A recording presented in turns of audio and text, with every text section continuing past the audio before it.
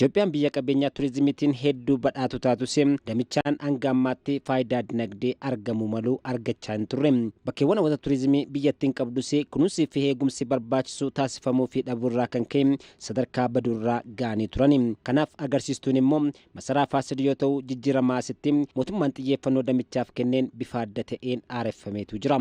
ከ30 ዓመት በፊት ጀምሮ waggoota 30 duraa eegalee bakka kana nan beeka ni haaromfame jechuun itti xiqqaata. Haaraatti dhalate yoo jenne wayya. ተወለደ ቢባል ተገቢ ይሆናል። mootummaan jijjiiramaas yaadama ida'amuu bu'uura godhachuudhaan sabaa fi sablammoonni biyyattii qabeenya turizimii qaban misoomsuun faayidaa dinagdeef akka oolchan taasisuu irratti argama. Xiyyeeffannoo mootummaan damichaaf kenneenis qabeenya turizimii biyyattii misoomsuun miidhagsuun hangi turistootaa dabaluu irratti argama. Itoophiyaanis bakka argama dhala namaa luusii akkasumas biyya aadaa duudhaa fi amantii sadarkaa addunyaatti hawwataa fi madda turizimii guddaa ta'ee biyya qabdudha.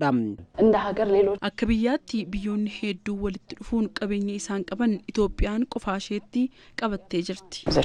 Gama kanaanis Itoophiyaan biyya qabeenya turizimii kuufamaa qabdu ta'uun maqaan ishee sadarkaa addunyaatti waamamuyyuuti malee biyyi qabeenya turizimiitiin baay'ee badhaatu taate osoo jirtu galiin damicharraa argattu garuu dinagdee waliigalaa biyyattii keessaa dhibbantaa 0.5 darbuu hin dandeenye.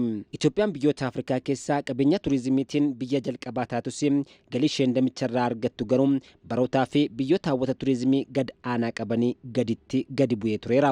ለምንድነው ኢትዮጵያ በጣም ይሄ ሁሉ የተፈጥሮ ሀብት እያለ ታሪክ እያለ ዳይቨርስ የሆነ ባህል እያለ ለምንድነው ቱሪስቶች መጥተው ኢትዮጵያን የማይጎበኙት የሚል ሰፊ ጥያቄ ይነሳል። Itoophiyaan qabeenya uumamaa kana hunda osoo qabdu bakkeewwan hawwata turizimii hedduu osoo qabdu maaliif turistoonni hedduun hin dhufne gaafiin jedhu yeroo hedduu ka'a. Sababni isaa bakkeewwan hawwata turizimii qabnu haalaan misoomuun wantoonni barbaachisan guutamanii waan hin turreefi የሚያስችሉ ሁኔታዎች ስላልነበሩ ነው። addunyaarraa biyyoota galii olaanaa damee turizimii irraa argatan keessaa tokko kan taate Faransaay damichaaf kunuunsaa fi eegumsa guddaa taasisuun damicharraa bara faranjoota 2024tti qofa galii yuuroo biiliyoona 200 fi biiliyoona 66 argachuu ishee kaampi Firaans gabaasee jira.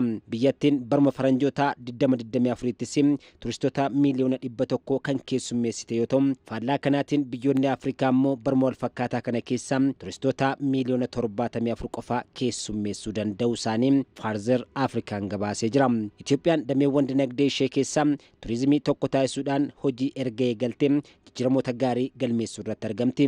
Hojiin maaddiin biyyaa fi maaddiin dhalootaaf jedhuun ministeera muummee eegalanis magaalaa Finfinnee dabalatee qabeenya turizimii biyyattiin qabdu misoomsuun hawwata turizimii biyyattiin qabdu guddisuun guddina biyyaa fi gumaacha isaa akka baatan taasisuu irratti qooda olaanaa baachuu irratti argama. Pirojektoonni maaddii biyyaan hojjetamaa jiran kaayyoon isaanii inni ijoon qabeenya akka biyyaatti qabnu baasanii mul'isuudha. Misoomni turizimiis guddina dinagdee qofaaf osoo hin taane walitti dhufeenya lammiilee cimsuun ijaarsa biyyaa fi qooda olaanaa kan qabu ta'uu muuxannoo biyyoota hedduurraa hubachuun ni danda'ama.